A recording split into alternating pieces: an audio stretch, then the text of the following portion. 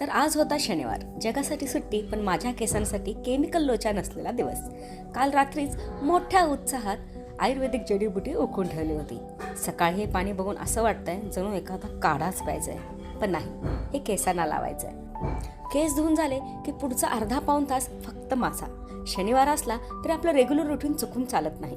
थोडं मेडिटेशन आणि योगा केल्याशिवाय दिवसाची गाडी रुळावरच येते. लोक म्हणतात वर्क फ्रॉम होम म्हणजे किती आराम. हो, इतका आराम की खुर्चीला पाठ चिटकली आहे माझी. आज नाश्ता करायला वेळ मिळाला नाही, किंवा असं समजा की मला आळस आला होता.